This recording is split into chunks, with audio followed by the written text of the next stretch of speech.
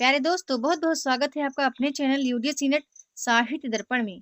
तो फ्रेंड्स, जैसा कि आप जानते हैं कि हम एनटीए नेट की तैयारी हिंदी विषय से इस चैनल के माध्यम से कर रहे हैं और हम प्रश्नोत्तरी कर रहे थे। कूट में प्रश्न फ्रेंड्स मैं आज ले नहीं पाई हूँ। आज मैंने ऑब्जेक्टिव टाइप क्वेश्चन ही लिया है, लेकिन बहुत इंपॉर्टेंट क्वेश्चन है क्योंकि इकाई 4 से काफ़ी कुछ प्रश्न पूछे जाते हैं कि अस्तित्ववाद, प्रयोगवाद, प्रगतिवाद की जो अवधारणाएँ हैं, ये सब इकाई 2 में तो हमने पढ़ा ही है आधुनिक काल के अंतर्गत, लेकिन इकाई 4 में भी इस टॉपिक को ऐड किया गया है और उसके अंतर्गत इनकी विचारधाराओं को पूछ लिया जाता है कि कौन किसके विचारक हैं, किसने कब तक यहाँ तक वर्क किया है, ऐसा करके जो मनोविश्लेषणवादी विचारक हैं, उनसे रिलेटेड कई बार क्वेश्चन आ चुका है। यदि मैं न्यू सिलेबस के अकॉर्डिंग बात करूँ तो फ्रायड हैं, एडलर हैं, युंग हैं। युंग के अनुसार क्वेश्चन तो बैक पेपर में आया हुआ है ना? तो यहाँ पर काफ़ी इम्पोर्टेंट क्वेश्चन लिए हैं। मैं एक बात कहना चाहूँगी फ्रेंड्स, यदि प्रश्नों के आंसर आपको आते हैं तो बहुत अच्छा है। और यदि आप नहीं आ रहे हैं तो आप बेझिझक वहाँ पर क्वेश्चन को टाइप कीजिएगा कि मैम इसका आंसर क्या होगा, आप बता दीजिए, ठीक है? क्योंकि ये सीखने सिखाने का मंच है फ्रेंड्स और हमें आगे बढ़ना है तो हमें अपनी कमियों को रख कर के सीखना ही पड़ेगा, ठीक है? तो चलते हैं प्रश्नोत्तरी की ओर। आज का हमारा अगला प्रश्न है पहला प्रश्न है प्रगतिवादी काव्य पर किस विचारधारा का प्रभाव है? तो इसका जो करेक्ट ऑप्शन है वो ए सही है, मार्क्सवाद। अगला क्वेश्चन है कार्ल मार्क्स का जीवन काल है, तो इसका राइट आंसर फ्रेंड्स आप बताना। कार्ल मार्क्स को तो आप हमने पढ़ा ही है। नेक्स्ट नेक्स्ट प्रश्न देखते हैं, मार्क्सवाद की प्रमुख मान्यताएं हैं, तो इसका राइट आंसर डी सही है। ये सभी मान्यताएं हैं जो मार्क्सवाद के अंतर्गत आती हैं। मार्क्सवादी विचारधारा के फलस्वरूप प्रगतिवादी काव्य में इसका डी राइट आंसर ये सभी समाहित हैं। अगला प्रश्न है लखनऊ में प्रगतिशील लेखक संघ का प्रथम अधिवेशन हुआ, जिसकी अध्यक्षता की तो किसने की थी? इसका आंसर फ्रेंड्स मुझे आप बताना, ठीक है? काफी इजी क्वेश्चन है, काफी इंपॉर्टेंट भी है ये, तो आंसर इसका आप बताना। अगले प्रश्न की ओर चलते हैं। अगला प्रश्न है हिंदी के मनोविश्लेषणवादी साहित्य पर किसका प्रभाव है? तो हिंदी के जो मनोविश्लेषणवादी साहित्य का पर प्रभाव है तो इन सभी का है। एडलर का भी है, फ्रायड का है, युंग का है। युंग से रिलेटेड क्वेश्चन पूछा गया था। अभी दो बचे हैं, फ्रायड हैं और एडलर हैं, तो हो सकता है इनसे रिलेटेड कोई क्वेश्चन फ्रेंड्स आ जाए। ठीक है, चलते हैं अगले प्रश्न की ओर। आज का हमारा अगला प्रश्न दिया गया है फ्रायड के ने मन के कितने भाग स्वीकार किए हैं? तो इसका जो राइट आंसर है वो डी सही है, 6 भाग। अगले प्रश्न की ओर चलते हैं। अगला प्रश्न है अचेतन मन की इच्छाएं ही कला, साहित्य और स्वप्न में अभिव्यक्त होती हैं, यह मत इनमें से किसका है? तो इसका जो करेक्ट ऑप्शन है वो सी है, फ्रायड का। ठीक है फ्रेंड्स, याद रखिएगा क्योंकि ये मनोविश्लेषणवादी विचारधारक हैं, तो इनकी इनसे रिलेटेड क्वेश्चन पूछ लिए जाते हैं। अगले प्रश्न की ओर चलते हैं। अगला प्रश्न है मानव मन की मूल परिचालिका हीनता ग्रंथि है, यह कथन किसका है? तो इसका जो राइट आंसर है वो डी सही है, एडलर का। अगला प्रश्न दिया गया है मानव का अंतः जीवन ही उसके बहिर्जीवन का प्रेरक और परिचालक है, यह कथन संबंधित है, तो किस विचारधारा से संबंधित है? इसका जो करेक्ट ऑप्शन है वो बी सही है, मनोविश्लेषणवाद से। और अब अगला प्रश्न काफी इंपॉर्टेंट है क्योंकि फ्रेंड्स अक्सर ऐसे प्रश्न यूजीसी नेट में पूछे गए हैं कि अस्तित्ववाद के प्रवर्तक कौन है, इनकी विचारधाराएं क्या हैं, उत्तराधुनिकतावाद के प्रवर्तक, ठीक है? ऐसा करके कई बार प्रश्न पूछा जाता है, तो इन प्रश्नों पर आप गौर करिएगा। इसका फ्रेंड्स आंसर आप मुझे बताना, ठीक है? अस्तित्ववाद के प्रवर्तक का नाम क्या है? फिर अगले प्रश्न की ओर चलते हैं। अगला प्रश्न है कीर्केगार्ड का संबंध किस देश से है? तो इसका मैं राइट आंसर बता दूं, बी सही है, डेनमार्क से। चलते हैं अगले प्रश्न की ओर।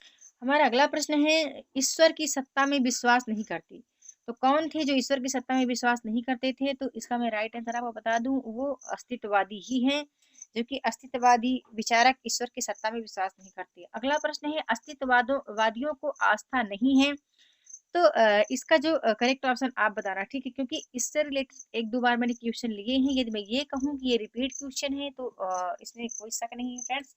तो आप बताना अस्तित्ववादियों को की आस्था किसमें नहीं है, ठीक है? अगले प्रश्न की ओर चलते हैं। अगला प्रश्न है अस्तित्ववाद से प्रभावित है, कौन सा वाद है जो कि अस्तित्ववाद से प्रभावित है? तो इसका राइट आंसर बता दूं, सी सही है, प्रयोगवाद और नई कविता। अगला प्रश्न दिया गया है अस्तित्ववाद की अवधारणा स्वीकारती है, तो अस्तित्ववाद की अवधारणा है जो क्या स्वीकारती है? तो इन सभी यानी डी राइट आंसर होगा, व्यक्ति की महत्ता को, क्षणवादी जीवन दर्शन को और उन्मुक्त भोग को। ठीक है, अगले प्रश्न अस्तित्ववाद का समर्थक कौन है? तो इसका जो करेक्ट ऑप्शन है वो डी सही है फ्रेंड्स। अस्तित्ववाद के समर्थक में की श्रेणी में सभी आते हैं।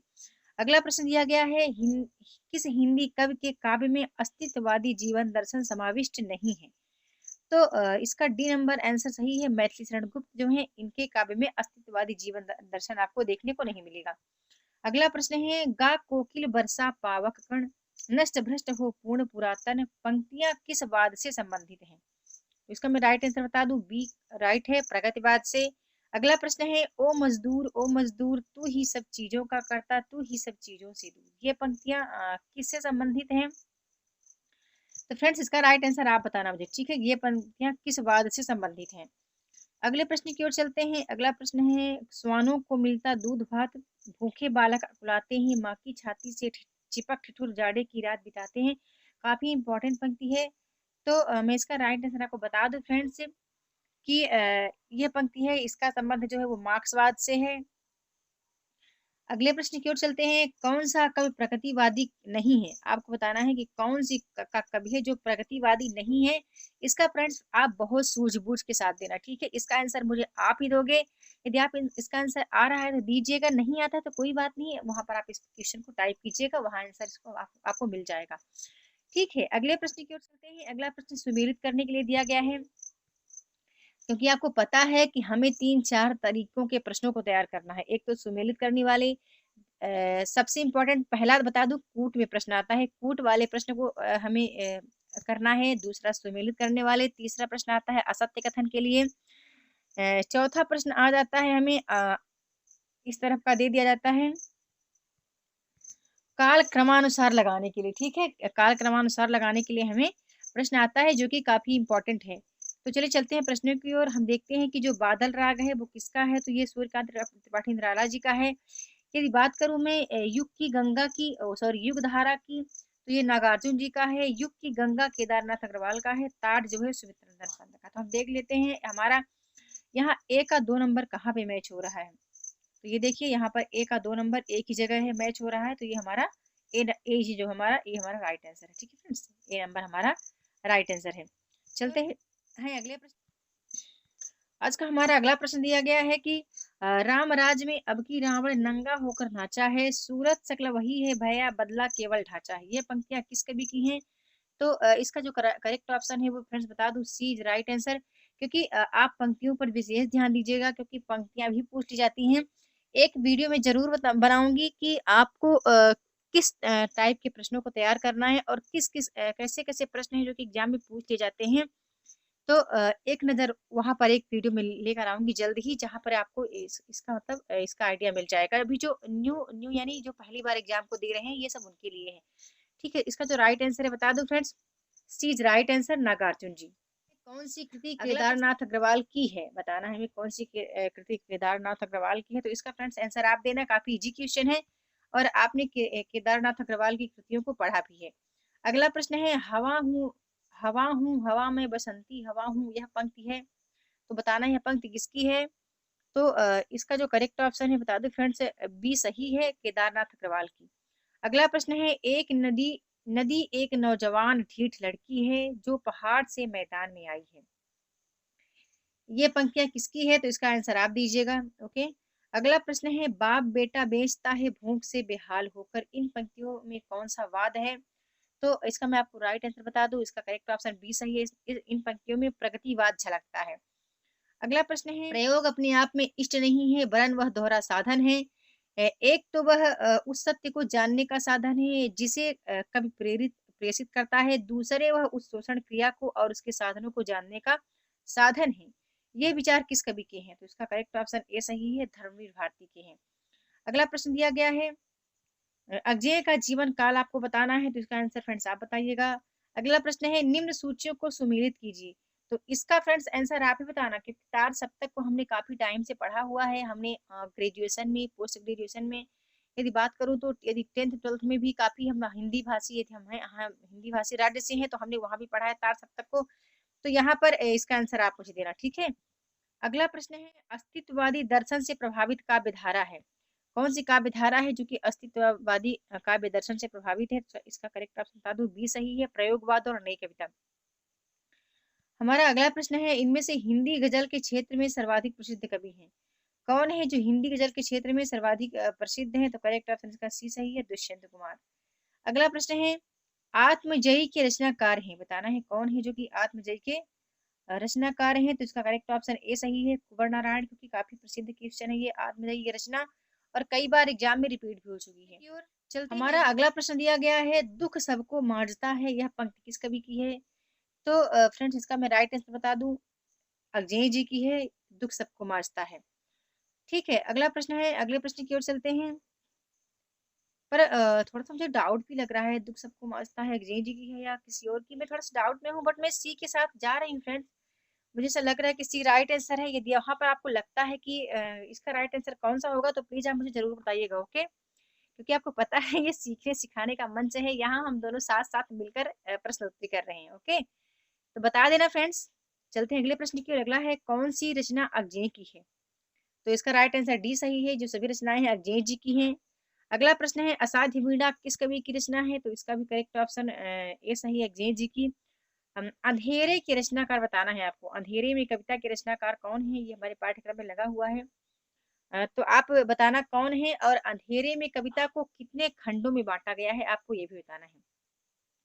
अगला प्रश्न है, निम्न कवियों को काल क्रम के अनुसार आरोही क्रम में व्यवस्थित करना है। तो इसका करेक्ट ऑप्शन फ्रेंड्स आप ही बताना, क्योंकि आपको पता है यहाँ पर कौन सबसे पहले आता है, कौन सबसे बाद में आता है। तो इसका आंसर फ्रेंड्स आप बताना, ओके?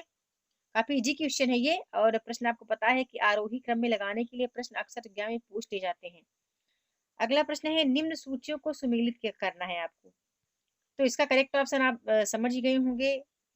और सभी प्रश्न सभी जो रचनाएं हैं काफी इजी हैं। खुशबू के शिलालेख की बात करूं तो ये भवानी प्रसाद मिश्र की है। फिर नास और निर्माण है जो गिरजा कुमार माथुर की है। इंद्रधनुष रौंदे हुए अजय जी की है, और 7 कीर्तिवर्ष जो है धनुष भारती की है। तो हम देख लेते हैं यहाँ पर ए का तीसरा कहाँ पे मैच कर रहा है। तो हम देख पा रहे हैं सिर्फ बी नंबर है जहाँ पर ए का ये तीसरा मैच कर रहा है। ठीक है, बी हमारा राइट आंसर है। अगले प्रश्न की ओर चलते हैं। अगला प्रश्न है, इनमें से मिथक काव्य कौन सा है? और बता दूं इंपॉर्टेंट है, क्योंकि इस बार जो न्यू सिलेबस है इसके अनुसार प्रश्न पूछा गया था, मिथक काव्यों को सही जोड़ी के अनुसार मिलाने के लिए आया था फ्रेंड्स। तो प्लीज आप थोड़ा सा इन प्रश्नों पर जरूर गौर कीजिएगा। मिथक काव्य कौन सा है? तो इसका जो करेक्ट ऑप्शन है वो सी सही है, आत्मजयी रचना है जो मिथक काव्य की श्रेणी में आती है। अगला प्रश्न है, सावधान मनुष्य यदि विज्ञान है तलवार, यह पंक्ति रची है किसने? तो इसका राइट आंसर फ्रेंड्स मुझे आप बताना, ठीक है? अगला प्रश्न है, कौन सा तथ्य गलत है? यहाँ इसका आंसर आप ही बताना, क्योंकि काफी इजी क्वेश्चन है। सही गलत का प्रश्न हमें देखने को अक्सर मिलता है एग्जाम टाइम में, तो आप बताना इसका आंसर। अगला प्रश्न है, अंधायुग किस काव्य विधा की रचना है? तो अंधायुग जो है एक गीत नाट्य की श्रेणी में आती है, बी इज राइट आंसर। अगला प्रश्न है, पुष्प की अभिलाषा नामक कविता के रचयिता कौन है? इसका आंसर मुझे आप देना। आज का हमारा अंतिम प्रश्न है, प्रयोगवाद और नई कविता की समय सीमा क्या है? तो इसका राइट आंसर बता दो, बी सही है, 1943 से 1953 ईस्वी प्रयोगवाद और नई कविता की समय काल को माना गया है। फ्रेंड्स बस आज की वीडियो में इतना ही। वीडियो को लाइक और कमेंट करना ना भूलें। मैं जल्द मिलती हूँ अपने नेक्स्ट वीडियो में न्यू टॉपिक के साथ। तो वीडियो के साथ बने रहने के लिए बहुत बहुत धन्यवाद।